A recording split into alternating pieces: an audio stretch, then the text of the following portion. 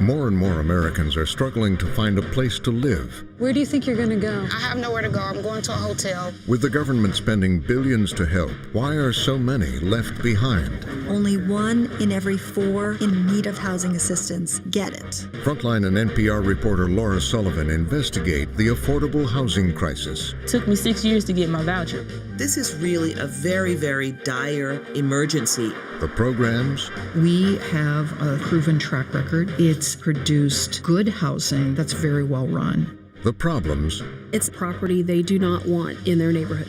And if all the money is going where it should. What did you think when you saw the millions of dollars in kickback money? It was amazing. I mean, this is a huge amount of money. If you aren't following the money, how do you know that the low-income housing tax credit is working? Tonight, Frontline and NPR take a hard look at poverty, politics, and profit.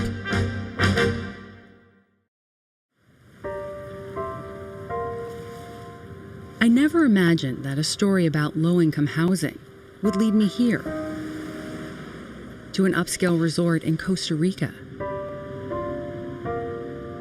Los Sueños is a dream world with fancy condominiums and private villas, a first-class hotel, golf course, and its own private marina. I'd come here because our investigation into the money spent to house the poor had taken us into a hidden world of secret bank accounts and shell companies.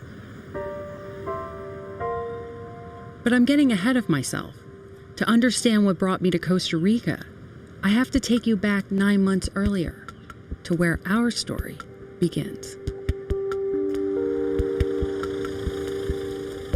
As our city grows, the number of affordable homes is doing the opposite. It's shrinking.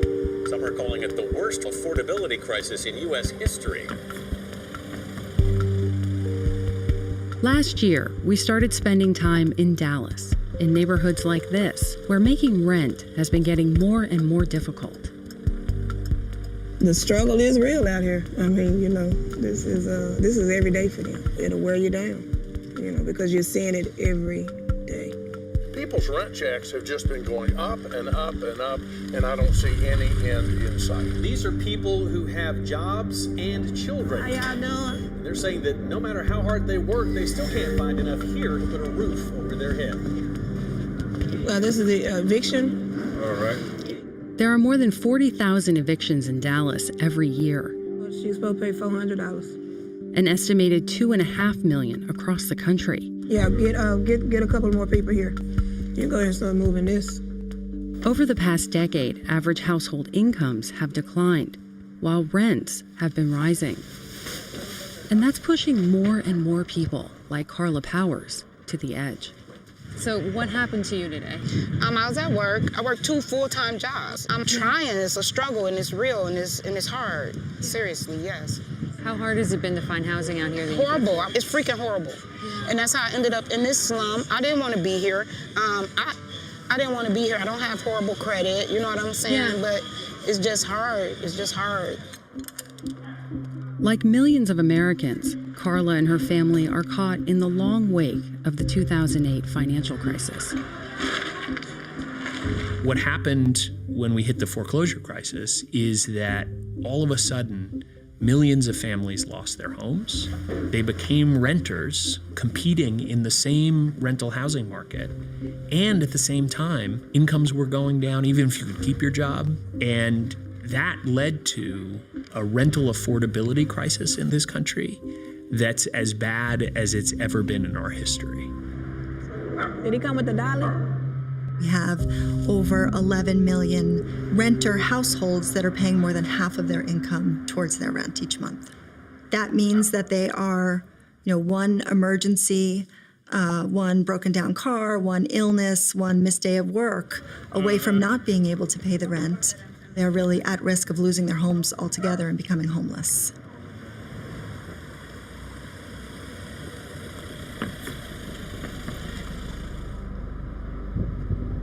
Every year, the federal government spends nearly $50 billion to help the poor with rent and get them on the road to better lives.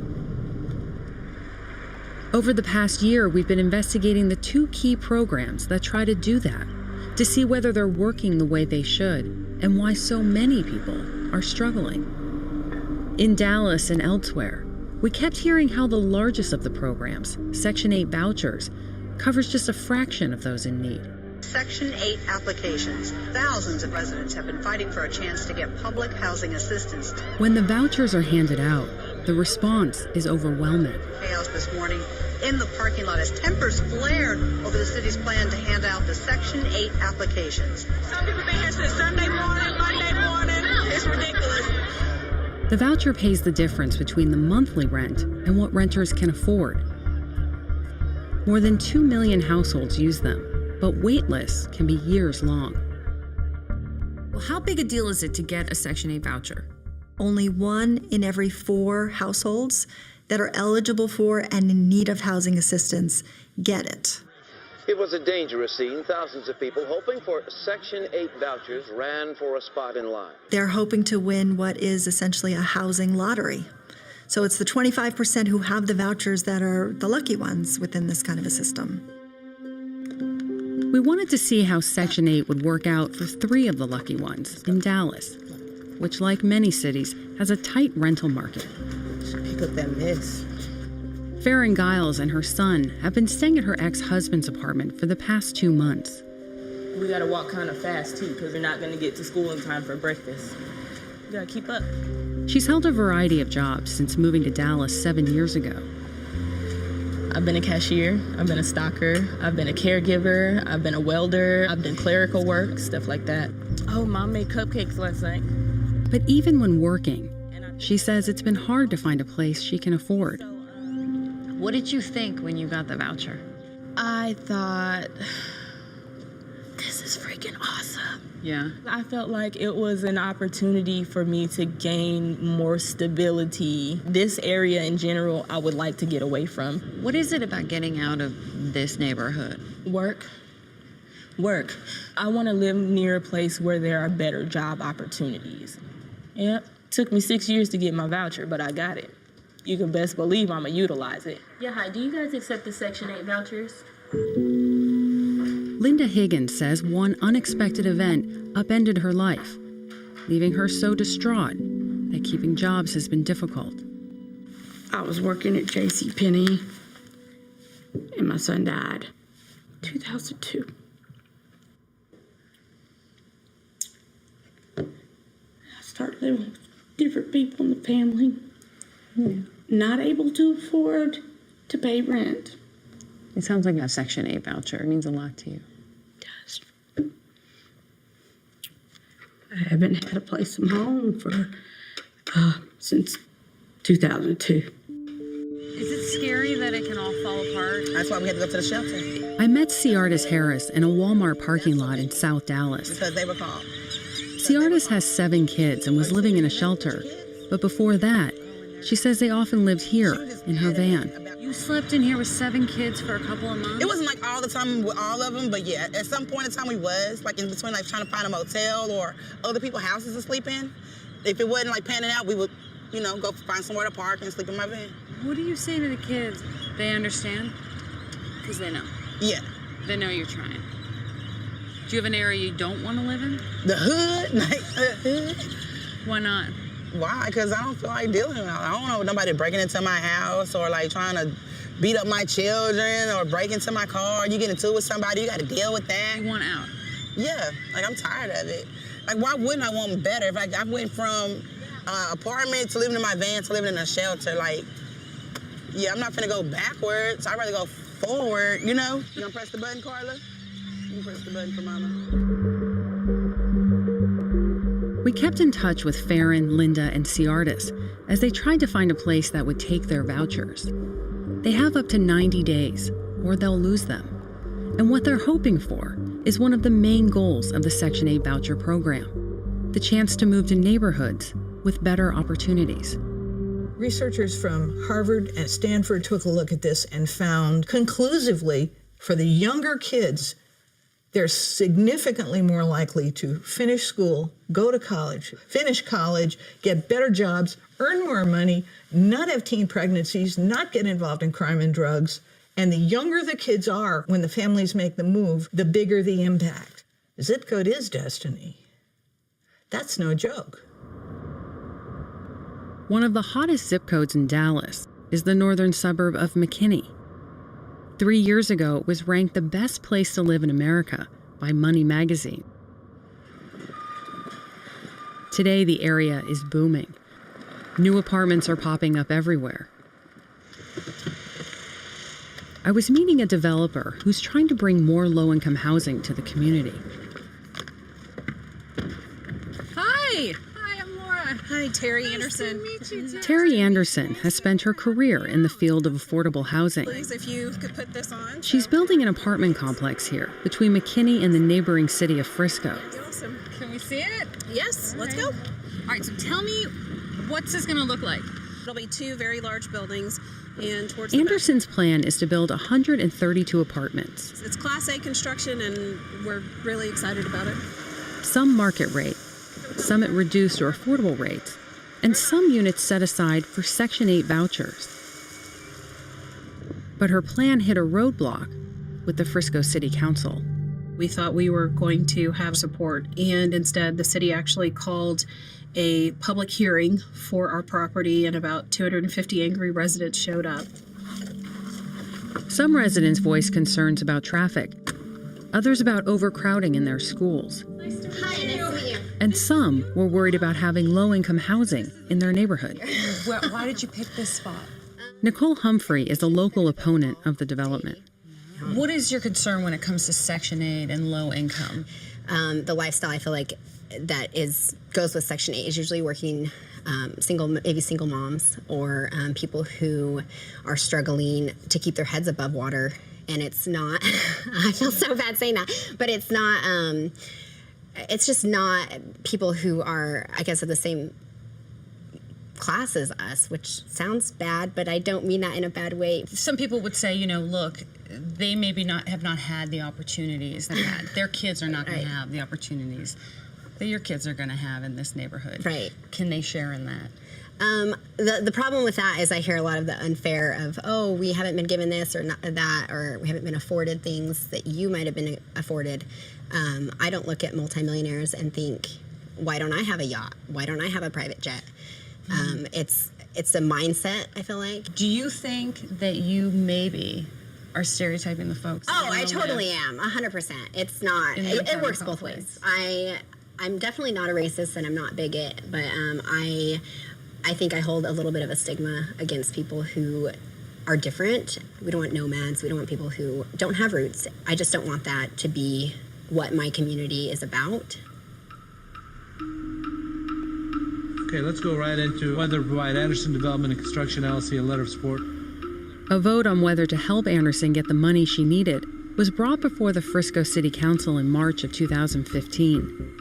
I can't support apartments, and I couldn't do that at this time. I don't see anything in this development that helps us take it to the next level. The opponents won the day. Okay, motion passes 6-0 to deny. But even without local support, Anderson was able to line up loans and grants to move forward with construction. Then, more problems. Our superintendent has been threatened, issued a warning, a criminal trespass warning. The police have actually blocked our entrance. Have you ever seen anything like this in the years that you've been developing? I have not. There's an issue with some building on the easement in the right-of-way. Frisco city officials say they support affordable housing and aren't trying to stop Anderson's project. They just want her to comply with the city's building rules. Anderson complained to the Department of Housing and Urban Development, which is now investigating whether her project is being discriminated against. It is a concerted effort to shut down development of a property they do not want in their neighborhood.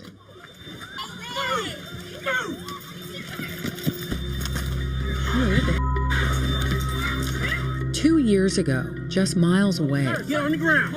a confrontation between McKinney police and black youth went viral. The incident became another flashpoint over policing and race. But behind this confrontation were tensions over housing. What was happening at that pool party is you had white patrons at the pool shouting at black patrons, go back to your Section 8 housing. Then they started verbally abusing, telling me I need to go back to my Section 8 home and stuff like that. The McKinney Pool Party was a reminder of how inseparable housing and race have been, and of federal policies that divided our cities more than 80 years ago.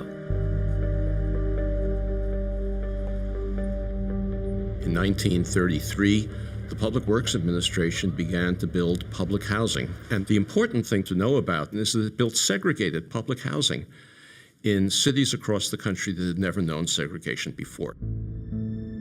Then, in the 1940s and 50s, the government bankrolled a mass migration to the suburbs. The Federal Housing Administration subsidized single-family homes outside central cities for white families only. 2/3 of the people in our country now live in a metropolitan area. Mostly the growth is in the suburbs. At the same time, industry left urban areas. So poverty became even more concentrated, making low-income, segregated neighborhoods even more desperate economically than they had been previously. Are we gonna start to do it now? Are you ready, Sadie? By the 1960s, the segregation and desperation boiled over. Race riots swept the country. Segregation was something that was eating us away. Most of the focus of civil rights work had been in the South. But by the mid-60s, we were making that turn towards the North, and in the North, segregation was the issue, housing segregation in particular. We want a strong, fair housing bill, and that's the only thing that's going to make it stop. And so it's no mistake that the Fair Housing Act, which had been stalled in Congress, is passed just days after Martin Luther King is assassinated. The act outlawed all discrimination in housing and went further. The Fair Housing Act was now saying we're going to aggressively and affirmatively look for ways to create opportunities for integrated housing and to encourage local jurisdictions to do so. Within years, as conditions in public housing deteriorated, new alternatives were enacted, like Section 8 vouchers. So the Section 8 voucher program was created to continue assisting low-income people with their housing cost needs, right? So a household could take their voucher and move to a higher income, higher opportunity neighborhood. Vouchers would help some of the poor pay their rent. But as old public housing projects came down, new affordable options were needed. And by the early 1990s, the government had launched a new construction program, relying on the private sector. It was called the Low-Income Housing Tax Credit. And so the idea of the Low-Income Housing Tax Credit emerged as a way to create a new public-private partnership that would allow more affordable housing to get built. The program would spur billions of dollars in private investment to remake the image of public housing. It would also open the door to a whole new set of players and politics. So you both were interested in the same things. Back in Dallas, I met developers who were among the earliest to see opportunity in the new tax credit program. Together, Brian and Cheryl Potashnik became some of the most successful affordable housing developers in the country. I think at one time we were ranked in the top 10 and the largest in the state. They got their start in the neglected neighborhoods of South Dallas, areas where the demand for affordable housing was greatest, and the tax credit program was set up to help. Well, for instance, you can see the Potashnik showed me how the program works. The IRS gives billions in tax credits to the states. Then the states award the credits to developers. And this is you guys. Yes. Who sell them for cash to investors, mostly banks. The developers use the cash to help build apartment buildings. And because taxpayer money pays for most of it, they can charge the lower rents that are required. It's like when you buy a house, you have to put a down payment. Yeah. That's your equity. Yeah. That's the tax credits give us the equity to build the apartment complex. Could you build these properties without tax credits? No, and it wouldn't be possible to build the quality of housing without the tax credits. Dallas Mayor Laura Miller cut the ribbon for the development. By the early 2000s, the Potashniks were making millions off their developments and looking for new opportunities beyond the inner cities. You know, we didn't have a very scientific process for how we found land. We'd get in the car and drive around. But we started driving north and west instead of south. And what did you find when you got north? We found a good site. That site was in the northern suburb of McKinney. What kind of pushback did they get? Just, hell no, you can't come. Many argue that there was already enough low-income housing in the community. But Betsy Julian, a leading Dallas civil rights attorney, says she heard other reasons at a public hearing in McKinney in 2003. I went to the ladies' room, and if you want to hear really ugly racial stuff, go into the ladies' room at one of those hearings. What were they saying? Oh, I'm not going to repeat what they were saying, but they were talking about how the tax credit deal would have to have Section 8, because that's what they really were afraid of. The Potashniks tried to get around the opposition and negotiate a political deal. We had hired a consultant who was a state senator, who was also a lawyer. And a consultant. And he got us an appointment with the lieutenant governor. But then we were told that we needed to hire another consultant, but we couldn't know who that consultant was. You had to hire somebody whose name you were not allowed to lobby the governor. We would get calls from consultants. Look, I know the governor. I know the senator. I know this one. I can help you here. I mean, it's just rampant. It's just pay me this amount and don't worry about how I do it. Right. Don't ask. Don't ask. Their deal fell through. And their development plans to build in other communities that didn't want low-income housing generated broader opposition. Soon, Texas began requiring letters of support from local and state officials to help get tax credit deals done. What did that mean for the projects when you had to get a letter of support? Well, it basically meant that if the neighborhood didn't want it, that property was not going to get built. The letters of support gave politicians more power to determine the fate of developments, so the Potashniks doubled down to try to get the political buy-in they needed. Developer Brian Potashnik has the mayor's ear when it comes to meeting the city's need for 30,000 affordable housing units. So I found myself spending a lot of time at City Hall, talking to a lot of politicians. It all began years ago. Getting those letters of support became a high-stakes political game, and in 2007, 14 people, including the Potashniks, were charged in a bribery and corruption scandal, the largest in Dallas City Hall history.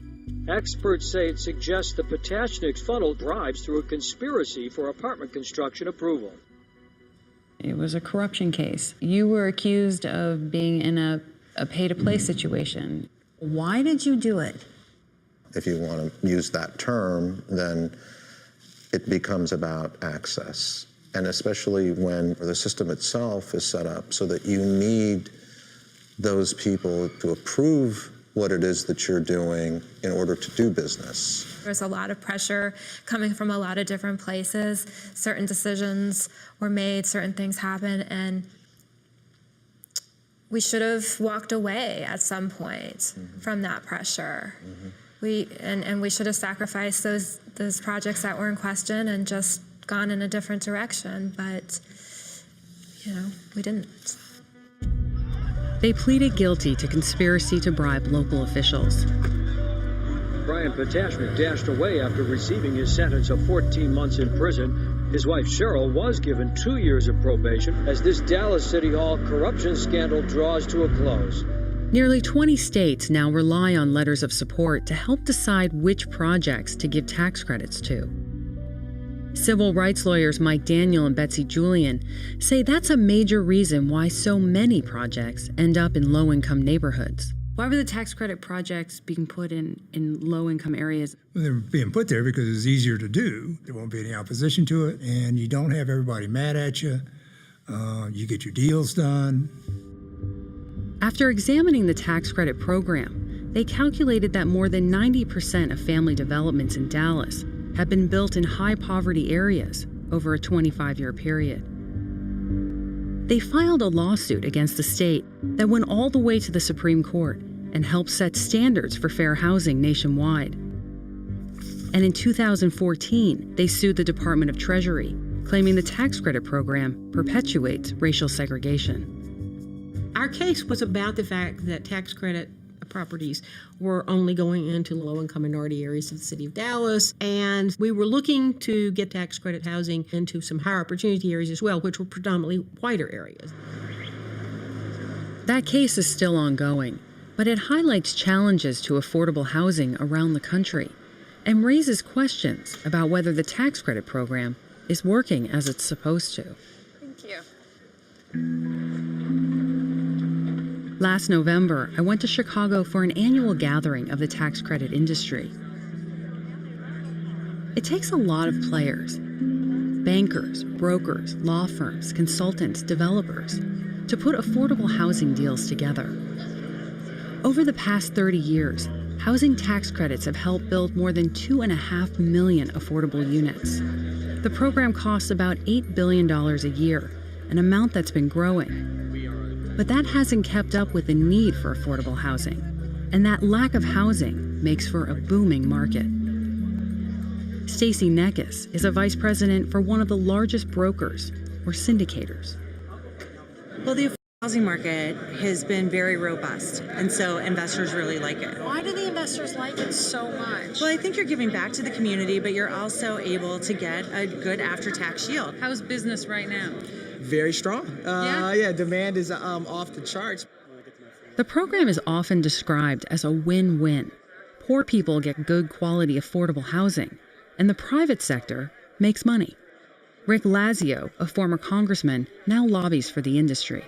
People ought not to be getting rich off of this, but they ought to be incentivized to put their capital at risk and to feel as though they can get a reasonable return. Is this the most efficient program? This is 100% the most efficient way to do it. It gets the most amount of units built, which is what is required. You have a lot of different eyes on it because, again, you have the public and private partnership. Right. So everyone's looking at it. We were looking at it too. With so many people struggling to find housing, we wanted to see how well the program's been working. We analyzed available data about the primary tax credits given out over the last 20 years, and here's what we found. From 1997 through 2014, the number of units produced has fallen from more than 70,000 to less than 59,000, but the program is costing taxpayers 66% more in tax credits. That's after adjusting for inflation. The estimated rise in construction costs only accounts for about half of that. We asked representatives of the tax credit industry about what we found and reached out to more than 20 top investor and syndicator firms. None would agree to an interview. But in written responses, the industry said that several factors have affected tax credit production, such as the loss of other federal funding or soft subsidies, and the increased costs of trying to help the poorest renters. They also claim the business is less profitable than it used to be. So these are just our numbers, right? And we took our findings to the group that represents the state housing agencies that oversee the program. I think there are good reasons that the program's produced fewer units, and some of those is that we're trying to produce more units in areas of opportunity, areas that are perhaps more expensive. Okay. We're also trying to do things like ending homelessness. So the low-income housing tax credit program has a 30-year proven track record, and it's produced good housing that's very well run. But not everyone is convinced. Republican Senator Charles Grassley is investigating the program. My suspicion is that there's a lot of things wrong with the program. It may not be serving all the people it should serve. There may be people in the middle getting more than they should. You would think that this would be something the IRS would be looking into because they have to police to see whether the money is serving the purpose it's supposed to serve. And are they policing? No, they aren't. There's only been 7 audits in 29 years. Well, if you aren't following the money, how do you know that the low-income housing tax credit is working? That's what we were doing, and that took us to Miami, where we found a troubling story about the tax credit program. This is it. This is nice. I met up with Michael Cox. He spent 15 years as an affordable housing developer. He showed me one of his prized projects, La Brea Place. Hi, how are you? Mike, how are you? It's a $25 million development with 90 units, half of them for formerly homeless, like Mike Flannery. You would never know where the people came from in this building. Where'd they come from? Well, like myself, they was just about to be on the street. South Florida is one of the tightest housing markets in the country, and developments like La Brea are much in demand. And it's approximately 2 to 3 years waiting list. To get into the building. Yes. It has a community room, a small gym, This is a great room. its own laundry. We leave it open 24 hours because of the residents that work. Supportive housing actually saves taxpayers money every year because it costs more to have people on the streets using services like emergency rooms, police. And so in the long run, it actually will save taxpayers money over the lifetime of this project. But there was more behind the story of La Brea. Cox had a partner in the project, the Carlyle Development Group. Carlyle was founded by Lloyd Boggio, a leader in Florida's affordable housing industry, and it was run by his partner's son, Matt Greer. Together, Carlyle and Cox's company, Biscayne Housing, became a powerhouse.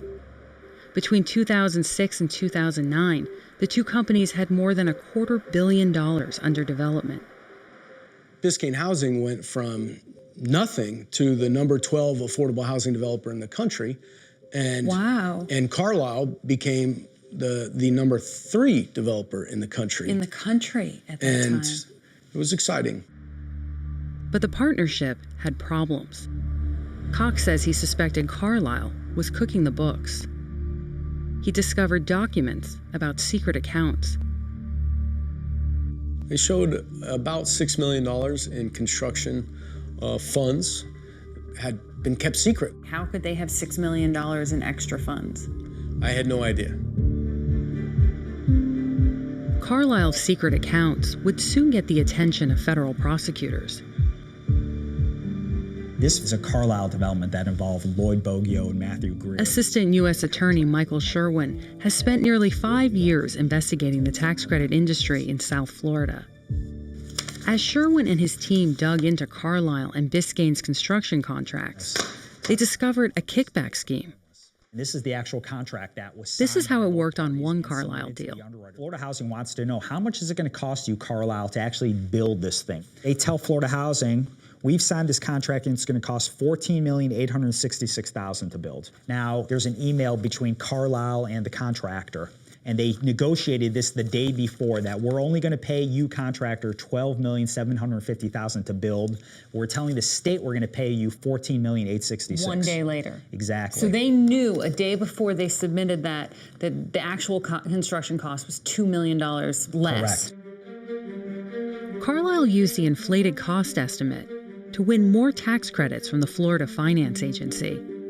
It's not a very complicated scheme. It's a lie for money. The contract is inflated, so this lie enabled them to get excess of $2 million just on this one deal.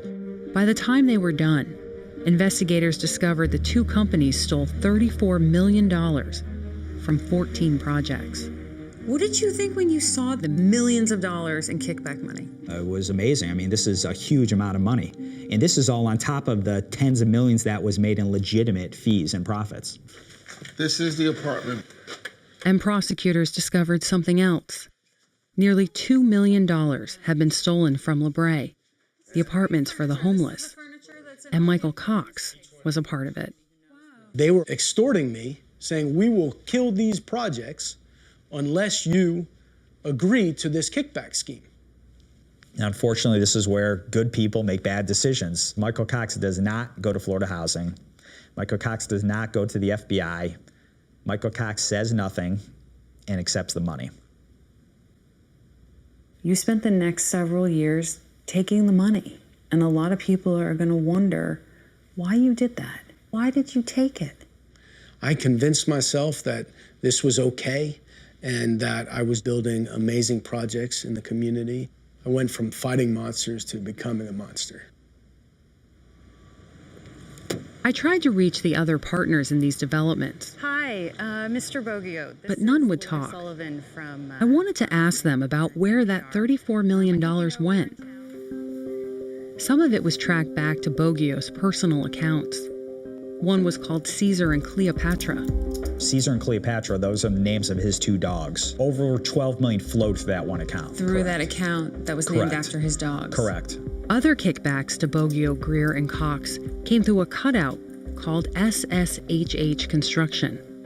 This is a fake construction company. They should set up construction. It's literally construction. Correct. I like mean, SSHH, like be Sure. quiet construction. It was just used to hide the money. And prosecutors traced some of the money back to Boggio's house.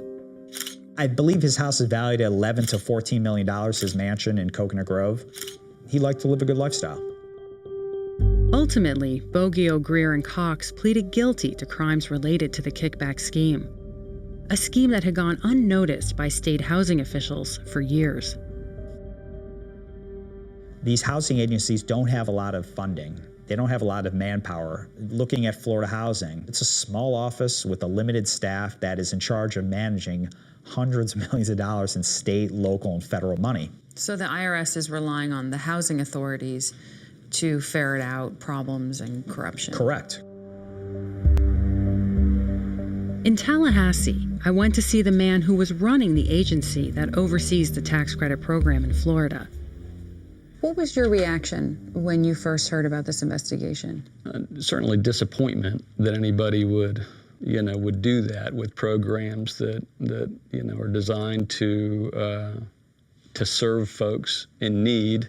The prosecutor in the case described the agency as a bit outmatched when it came to developers with millions of dollars and lots of resources. Do you think that's accurate?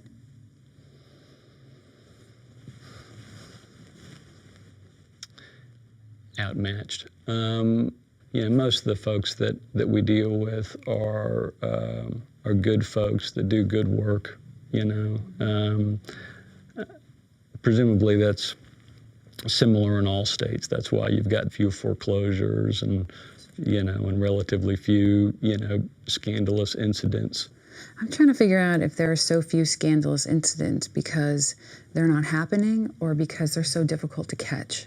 There's a lot of financial risk to a lot of folks, for playing that game. So you feel like this is kind of a one-off or a bad apple? Yes, absolutely. Some of the officials at Florida Housing say that this was a one-time thing. This was an aberration. Do you think that's true? No, I don't think it's true. We'll see what the future holds, but there's a lot that needs to be looked at, and there's a lot of people that need to be held accountable for what's been going on and what's to come, I think, in the future. Soon, the head of the Florida Housing Agency we'd interviewed would resign in scandal. And as we kept looking into the tax credit program here, we heard about allegations involving another major affordable housing developer. My name is David Deutsch, and I'm one of the co-founders of Pinnacle Housing Group. We discovered a company called DAX was owned by the principals of Pinnacle, And bring something new to affordable housing. a source in the development industry told us that DAX was being used to hide extra profits from Pinnacle projects.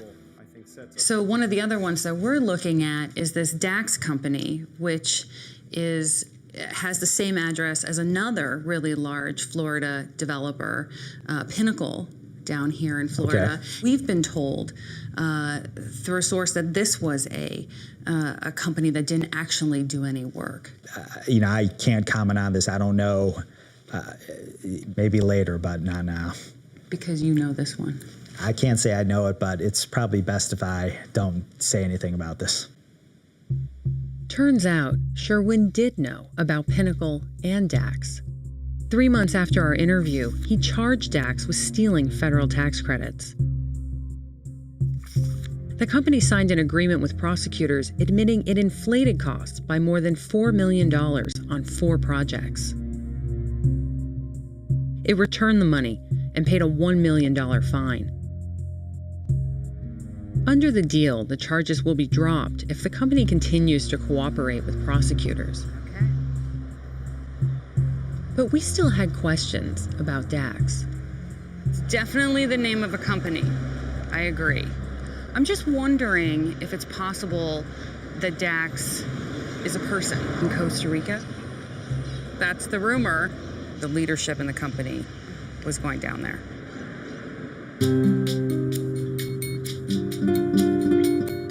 And that's what took our investigation to Costa Rica, to see what Pinnacle was doing there. Hola. ¿Cómo estás? Buscando Dax Jimenez. Later that night, just outside the Los Sueños resort, we found Dax at a beachside restaurant. Gracias. Yes, I am Dax. Hola, Hola, Laura. Laura, nice to meet you. Nice to meet you too. Dax said he wasn't a Pinnacle business partner. He said he was just a guide and a driver, and that they named the shell company after him. These guys, they named a company after you. Yes, they told me that. They told you. They told me, but excuse me, I didn't believe. You didn't? No, I didn't. He said he had no idea what the company had done. Let me show you what happened. But he did know the partners had been coming to Los Sueños for years. One of the principal managers. Principal managers, right? And we found out why. They have a Costa Rican company called Casa Oasis. That company turned out to be a property right here in the secluded area of Los Sueños.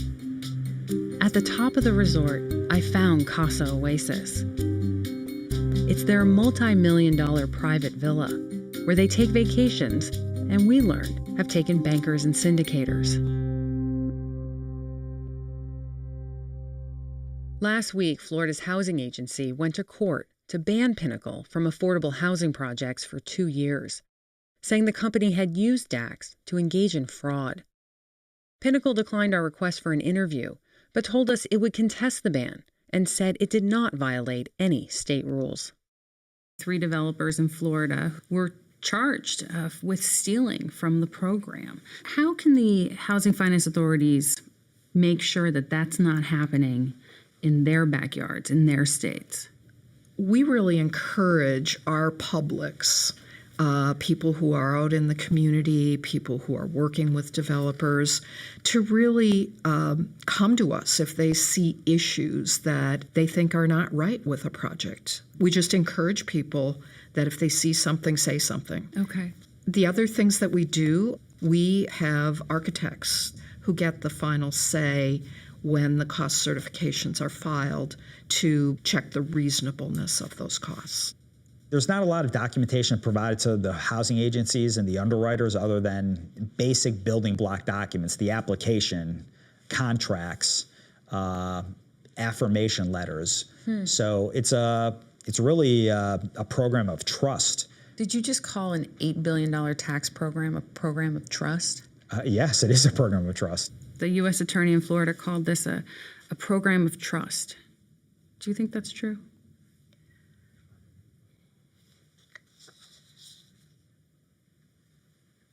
This is a program where communities, states, developers, and investors work together. And certainly there is an element of trust in any development project. I think the vast majority of projects really come through pretty well. The tax credit industry told us that it supports more stringent auditing and doesn't tolerate fraud of any kind. The developments are phenomenal, and people need it. There's no need to extract extra money. It's like killing the golden goose. That's what they're doing. How widespread do you think the corruption is? Look, I don't have the metrics to tell you, but I know that this fraud doesn't just reside in South Florida. There's too much money involved. And, based upon information we've looked at, this fraud exists in other jurisdictions. Sherwin says he's now investigating other national developers, as well as bankers and syndicators. Last December, the Carlyle executives were sentenced. Lloyd Boggio received nearly 5 years in prison. Matt Greer 3 years in prison. Michael Cox had to repay the millions he stole and receive probation because of his work with the homeless and cooperation with prosecutors.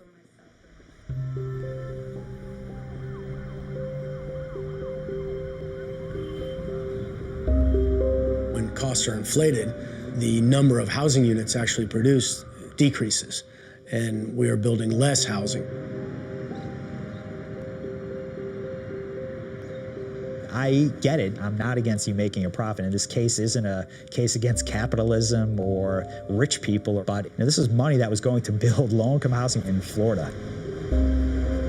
And it didn't. The money that they took could have built hundreds of additional extra units, especially at this time. Look, there's a housing crisis across the United States. And you were hurting the homeless people on the street because you were taking money that belonged to them. Absolutely. We ended up really hurting the people we serve and betraying their trust.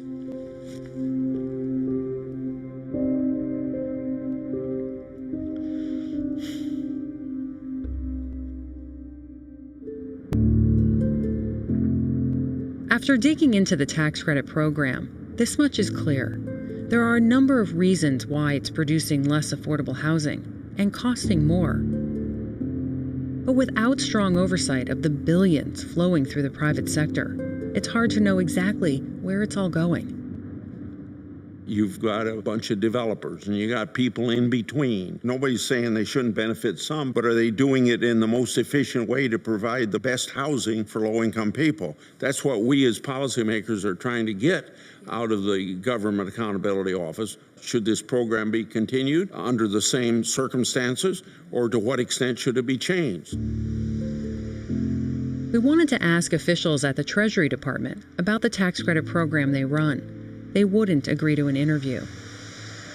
And officials at the Department of Housing and Urban Development, which runs the Section 8 voucher program, also declined.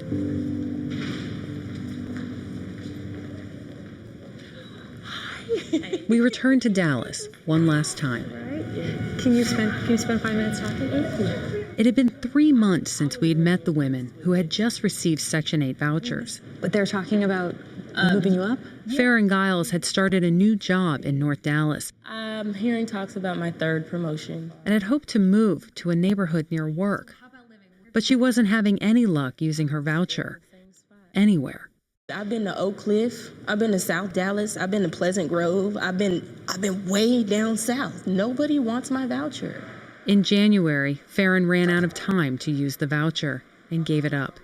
But she did find a place in Dallas public housing. We've been following families down in Dallas who've really struggled to use these vouchers. Why are they having such a hard time? Well, this is a good example of why the affordability challenges that we have are a crisis. There is some discrimination against families who want to use these vouchers. We need to figure out ways to make sure that those families, when they have a voucher, can be successful in using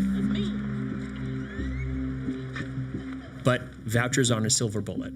We need a housing policy that focuses on building more affordable housing. That's why the tax credit is important, so that more housing is built and that it's more affordable. Application fee is how much, sir? After searching for months, Thank you, sir. Linda Higgins was unable to find a place that would take her voucher. She's back on the Section 8 waiting list again.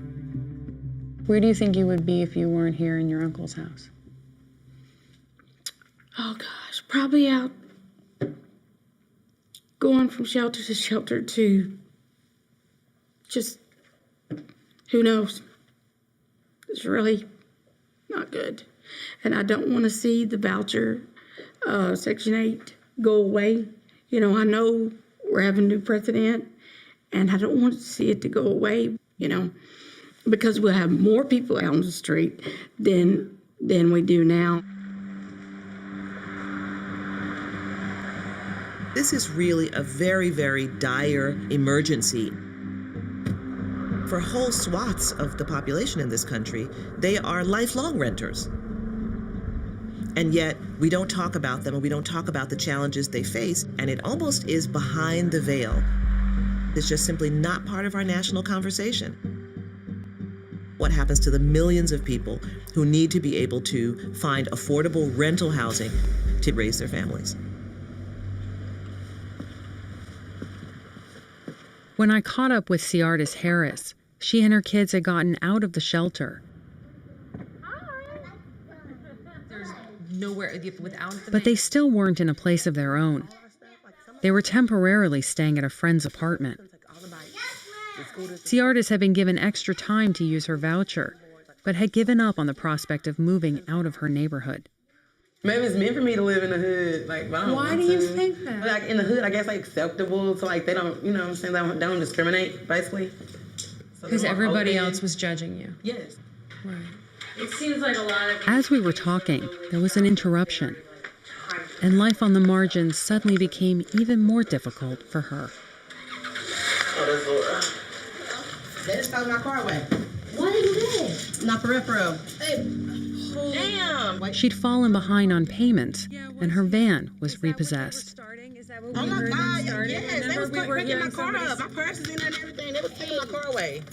Oh my God. What did they do it for? Because I ain't paid my car note in about 2 months. Without her van, Ciardis Harris had lost her last safety net. A place to sleep when she and her kids have nowhere else to go. Like millions of Americans, she is still trying to find a place she can afford to live.